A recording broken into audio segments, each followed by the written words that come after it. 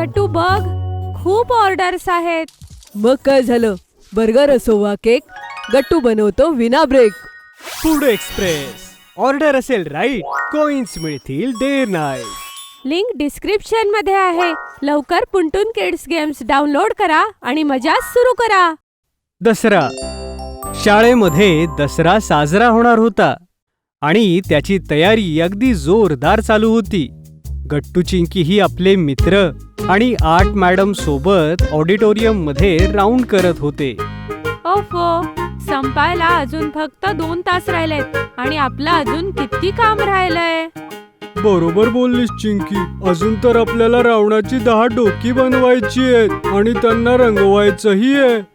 मुलांनो, 2 तासात तर हे काम आरामात होईल. त्याआधी तुम्ही लंच ब्रेकही घेऊ शकता. सकाळपासून तुम्ही हा रावण बनवताय. तेवढ्यात मधली सुट्टीही होते. बघा, लंच ब्रेकही झाला. आता तुम्ही सगळं हे काम सोडून लंच करा आणि मग लवकर कामाला लागा. Okay ma'am. चला मित्रांनो, हे सगळं सामान बाजूला ठेवून लंच ब्रेक घेऊयात. ओके. आर्ट मॅडमही लंच करायला निघून जातात आणि सगळी मुलं तिथेच ऑडिटोरियम मध्ये बसून लंच करू लागतात. बघा मित्रांनो, आज जेवणात आईने व्हाईट सॉस पास्ता दिलाय आणि माझ्या आईने तर दरवेळेस प्रमाणे इंडियन पास्ता दिला आहे, तोही तडका दिलेला. पण मला हाही खूप आवडतो. एकदम बरोबर हरी, तुझ्या आईच्या हातचा तर इंडियन पास्ता सगळ्यात मस्त आहे. आणि बघा, माझ्या टिफिन मध्ये तर माझ्या आवडीचे पॅनकेक्स आहेत. हो, आणि मलाही खूप आवडतात. सगळी मुलं आपापसात बोलत होती. तेवढ्यात तिथे ऑडिटोरियम मध्ये मागून मॉन्टी येतो आणि अचानक तो गट्टूच्या हातातून टिफिन घेऊन म्हणतो, काय म्हणालास, पॅनकेक्स? वा वा, हे तर खूप छान दिसतात. मी खाऊन बघू का? अरे मॉन्टी, मला माझा डब्बा परत दे. का? पण का? आणि तसंही हा रावणाचा फेस कुणी बनवलाय? मी का? तरीच हा अगदी तुझ्यासारखा दिसतोय, बघ जरा. हे ऐकून गट्टूला खूप राग येऊ लागतो. सोड ना गट्टू, तू ह्याचं काही ऐकू नको. ह्याला फक्त तुला राग येऊ द्यायचाय. तू रिॲक्ट होऊ नको. मॉन्टी, तू गपचूप गट्टूचा डबा परत दे. अच्छा, आणि जर नाही केलं तर? मग मी तुला सोडणार नाही मॉन्टी, विचार कर. अच्छा, अरे मग त्याच्यासाठी आधी पकडून तर दाखव. गट्टू द रावण.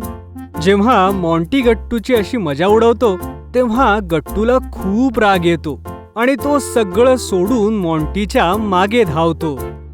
थांब मॉन्टी, मी तुला आत्ताच दाखवतो.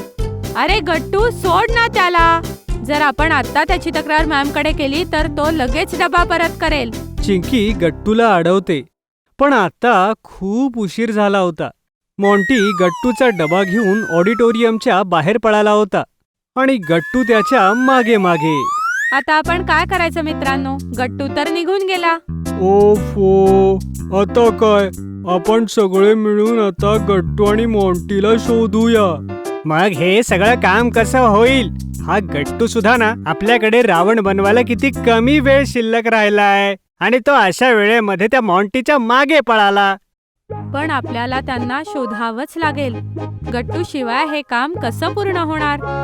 पण आपण सगळे इथून निघून गेलो तर अजिबातच होणार नाही.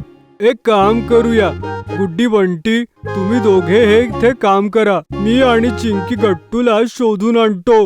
ओके. एवढं बोलून हरी आणि चिंकी गट्टूला आणि मॉन्टीला शोधायला जातात, पण त्यांना ते सगळ्या शाळेत कुठेच सापडत नाहीत. ओफो, ना कोणत्या वर्गात, ना कम्प्युटर रूम मध्ये आणि डान्स रूम मध्येही नाही. हे दोघे शेवटी गेले तरी कुठे? चल चिंकी, ग्राउंड मध्ये जाऊन बघूयात, कदाचित तिथे असतील. ओके हरी, चल. चिंकी आणि हरी ग्राउंड मध्ये जाऊन बघतात. तिथेही दसऱ्यामुळे स्टॉल्स लागलेले होते आणि गट्टू मॉन्टीच्या मागे धावत होता. तू थांब मॉन्टी, मी तुला सोडणार नाही. थांब तू. नाही थांबणार. काय करशील? थांब, दाखवतोच. ते बघ हरी, ते आहेत गट्टू आणि मॉन्टी. चल जाऊया. गट्टू थांब, नाहीतर आपल्याला काम करायला खूप उशीर होईल. नाही, आता मी त्या मॉन्टीला चांगला धडा शिकवूनच येईल. गट्टू एवढा रागात होता की तो कुणाचंच म्हणणं ऐकत नाही आणि मॉन्टीच्या पाठीमागे धावतच राहतो. पण तेवढ्यात तिथे अचानक 8 मॅडम येतात. त्यांच्या मागे बंटी आणि गुड्डीही होते. सगळ्यांना ग्राउंड मध्ये पळताना बघून मॅडम ओरडून म्हणतात, बस, आता खूप झालं, थांबा सगळ्यांनी. मॅमला पाहताच मॉन्टी ग्राउंड मध्ये डबा ठेवून तिथून पळून जातो आणि गट्टू, चिंकी आणि हरी आपापल्या जागेवर थांबतात. गट्टू आणि इतर सगळेजण आत्ताच्या आत्ता ऑडिटोरियम मध्ये या. सगळेजण घाबरत घाबरत ऑडिटोरियम मध्ये येतात. ऑडिटोरियम मध्ये येताच गट्टू सगळ्यात अगोदर म्हणतो, मॅम, माझी काही चूक नाही. या मॉन्टीनेच मला डिवचलं आणि माझा डबा घेऊन पळून गेला. अच्छा, आणि तू काय केलंस गट्टू? आणि तूही चिडून त्याच्या मागे धावलास. मग तुम्ही दोघं सारखेच झालात ना? काय, याचा काय अर्थ मॅम? थांब सांगते गट्टू. जेव्हा रावणाने सीतामातेचं अपहरण करण्यासाठी आपल्या मायावी शक्तीने सोन्याचं हरिणी त्यांच्या झोपडी बाहेर पाठवलं होतं, तेव्हा सीतामातेने हट्ट केला की त्यांना तेच सोन्याचं हरिण हवं होतं. म्हणून श्रीराम सोन्याच्या हरणाला पकडायला त्याच्या मागे गेले. म्हणजे ते सुद्धा रावणामुळे डिस्ट्रॅक्ट झाले आणि मग त्याच वेळेस रावणाने जाऊन सीतामातेचं अपहरण केलं. अगदी अशाच प्रकारे तू सुद्धा मॉन्टीमुळे डिस्ट्रॅक्ट झालास आणि तुझं रावण बनवण्याचं सगळं काम अपूर्ण राहिलं. समजलं? हो मॅम, तुम्ही बरोबर बोलताय. म्हणून आपण आपल्या कामावर फोकस करायला हवं आणि इतक्या सहजासहजी डिस्ट्रॅक्ट नाही होता कामा.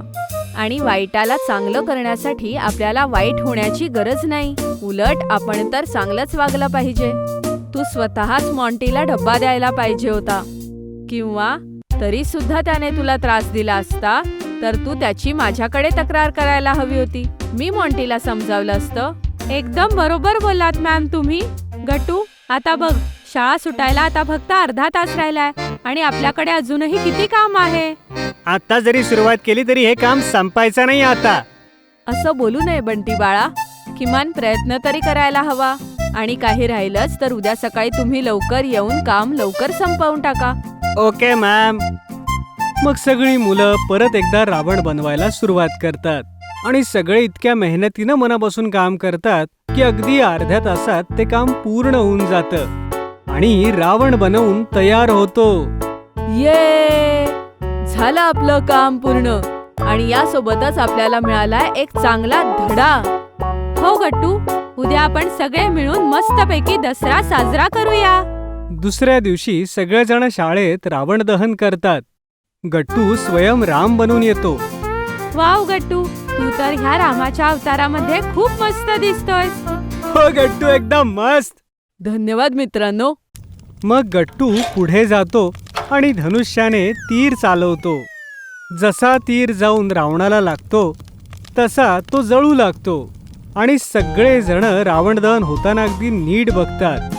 सगळी मुलं जोर जोरात टाळ्या वाजवू लागतात. चला मित्रांनो, आता आपण जाऊन सगळे स्टॉल्स बघूया. तिथे खूप गेम्स सुद्धा आहेत आणि मस्त मस्त स्नॅक्स सुद्धा. Okay, let's go. मग सगळेजण खूप एन्जॉय करतात. आणि आज 8 मॅडम कडून जो गट्टूने धडा घेतला होता तो गट्टूने कायम लक्षात ठेवला. जर तुम्हाला आमचे व्हिडिओ आवडत असतील तर लाईक करा, कमेंट करा आणि सबस्क्राईब करा.